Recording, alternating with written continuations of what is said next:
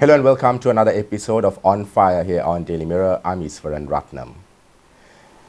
Erik Solheim played a very critical role in Sri Lanka during the war. He was, of course, the peace negotiator between the LTTE and the government at the time. And, of course, his role was seen in different ways by different communities. Since then, he was also playing a critical role or a crucial role with regards to the environment in the UN. Now he's here as an advisor to President Ranil Wickremesinghe on climate change. Welcome to the program, Erik Solheim. Thank you so much, Easwaran, and let me start by telling you how happy I am to be able to come back to Sri Lanka. This is the most beautiful island in the world with so many great people, and I'm happy if I can make a small contribution to help Sri Lanka to find a way out of the economic crisis, but the green way out of the economic crisis, because there are so many jobs to be had if you move into renewable energies, electric mobility, tree planting, green agriculture. You can get out of the crisis economically, providing jobs, but being much kinder to Mother Earth. Well, the last time you were here was in 2006. I mean, what sort of change do you see in the country since then? I see a lot of positive changes. I mean, of course, I have this time only been to Colombo.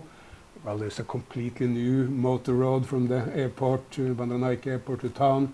If you go around in Colombo, you see a well-organized city. There are very few potholes, lots of skyscrapers and new nice buildings have come up.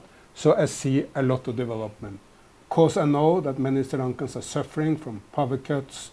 Some people in the countryside may have difficulties getting enough meals in the day.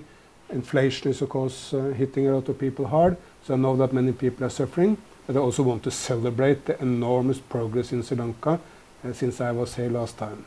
So your last role in Sri Lanka was as a peace negotiator. Now you are advisor on climate change. What do you expect to achieve in this new role? Of course, all main decisions will be made by the president and by the parliament of Sri Lanka. I can only advise. I think I can bring the best practice from other parts of the world. Interestingly enough, the two main developing countries, China and India, are now global leaders of environment, putting out into practice green policies by the day.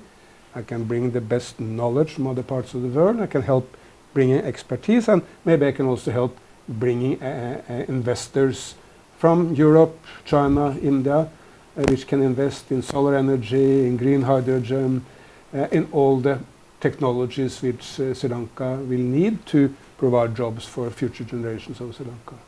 Now, Ranil Wickremesinghe seems to have taken a special liking towards you. I mean, you were a peace negotiator when he was Prime Minister. Then he met you when you were the UN Executive Director for the Environment Program. And he sought your assistance even then, and now he has sought your assistance as well. This is coming at a time when there are other politicians in Sri Lanka who don't really like you, if I may say so. Why is that President Ranil Wickremesinghe is somehow seeing something in you that others don't? Well, first of all, of course, I developed a very close relationship to Ranil Wickremesinghe through many years of peace talks. But I would add that contrary to what many people believe, I have a good relationship to so many other Sri Lankan politicians. I met with Mahinda Rajapaksa this morning and we gave each other a big hug. I, of course, know so many Tamil leaders like Mr. Sambandana Sumantran as an example. So my love is not for one particular politician, but for the nation of Sri Lanka and for the most beautiful island on planet Earth. But I've been asked by the president if I can help. He asked me and President Nasheed of the Maldives, former president of the Maldives, to see if we can mobilize international expertise, knowledge, and potentially investment for greening of Sri Lanka, but also for the greening of the entire region, Maldives, Seychelles, South Asia, and the Indian Ocean. So Sri Lanka is trying to take a lead role in this green economy in this area, in the region, is it? Absolutely. I mean, of course, President Ranil Wickremesinghe is very dedicated to green development. I think he will make a very strong speech in the climate talks in Egypt next month, where he will set out the need to much bigger emphasis globally on the environment, but he will also try to put Sri Lanka in the lead role on this, and that will happen when you invest heavily in renewables in Sri Lanka, in the greening of the land, in tree planting, green agriculture, ecotourism. I mean, tourism creates numerous jobs. I will do my utmost to appeal to every tourist to go back to this fantastic land. But of course, tourism will also be doing better if people can come with good consciousness, seeing this as a green tourist destination. Now, climate change is something that Sri Lanka has not really taken very seriously in the past. What do you think Sri Lanka needs to do to face the impact of climate change? First of all, to see going green as an enormous opportunity. The Chinese president, Mr. Xi, says green is gold. What does it mean? That by going green, they can create enormous prosperity, getting jobs, bringing all Chinese up to the middle class. If you move on to India, exactly the same. Prime Minister Modi is starting up new solar programs in India every day. And there is so much happening in this space.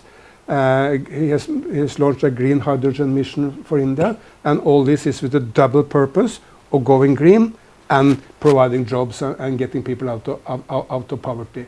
So I think Sri Lanka should take this lesson from both India and China to see how it's an enormous opportunity for Sri Lanka to get out of the economic crisis, get every Sri Lankan into the middle class, but doing it by renewable energies and all the green technologies which are now available. Solar energy, by the way, is now much cheaper than coal. Yeah. So going solar, you do much better for Mother Earth, but you also save money and you create more jobs. Is Sri Lanka going too slowly in attempts to sort of, get rid of the dependency on coal power? I mean, Sri Lanka seems to be depending very heavily on coal power these days. Do you think that we need to expedite the process to get rid of coal energy and switch rather to renewable energy? No, I mean, absolutely. Sri Lanka need to do that, but not just Sri Lanka, the entire world. Last year, President Xi of China promised that China will stop all overseas coal investment. That was the most significant decision for the environment done anywhere in the world that year. In India, when Prime Minister Modi has launched solar mission, green hydrogen mission, electric mobility mission, all this, the big players of the industry, Adani, Ambani, but all the small and medium-sized companies in India are reacting immediately and going very fast green. So if we look into the next 5 years, China will be the #1 solar and renewable power in the world. India most certainly will be the second, but Sri Lanka is much smaller. But Sri Lanka can benefit from the examples by these two major nations, but of course Sri Lanka can also do better than them in certain areas. We spoke earlier about the development that you see in the country.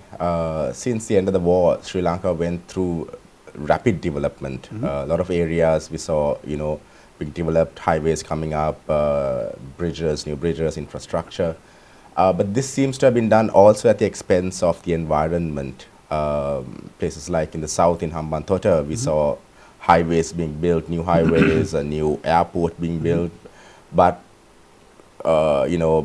some of these forests being destroyed as a result as well. How do you see this, where a country like Sri Lanka, a small country at that, is developing very fast right now, but also at the expense of the environment? I do not know what happened in all these cases in Sri Lanka, but that is the old development model. True, in the 20th century, if you wanted to develop, you couldn't do it without substantial degradation of nature. If you really wanted to get rich, you need to destroy nature, and you needed to build the development on fossil fuels, and particularly on coal. But in the 21st century, now solar is much cheaper than coal. So you save money, create more jobs, and do better for nature if you go into the solar industries. And we have all the technologies which makes it possible to increase the tree cover, make the land greener by developing. The Indian state of Telangana, which is one of the most modern and most fast developing states of India, has increased the tree cover by 3% over the last decade. Move on to Indonesia, which is also a very fast developing country. There was 0 deforestation in Indonesia last year, which is such an achievement. Why? Because the government had put in place the right policies, and because all the big players of the industry understand that they can make the money, they can have palm oil, they can have timber, but they can do all that without destroying any nature. So development can take place, but you just need to follow the right model or right policies there as well. That's what's new. That's in the 21st century. We have the win-win policies. Good for nature, good for people and economy at the same time. You need the government to put in place the right policies, the right incentives, and you need the big players of industry to really take on board this message. But this is also what happened basically everywhere in the world now. In most nations, business is far ahead of political leaders when it comes to understanding the need to protect Mother Earth. Now you see the political crisis in Sri Lanka. This has gone from bad to worse. How do you propose, or are you considering getting involved there as well to help Sri Lanka? I'm very happy to help Sri Lanka in the very modest ways I can do. Say helping to bring more tourists to Sri Lanka, helping to bring more green investment to Sri Lanka.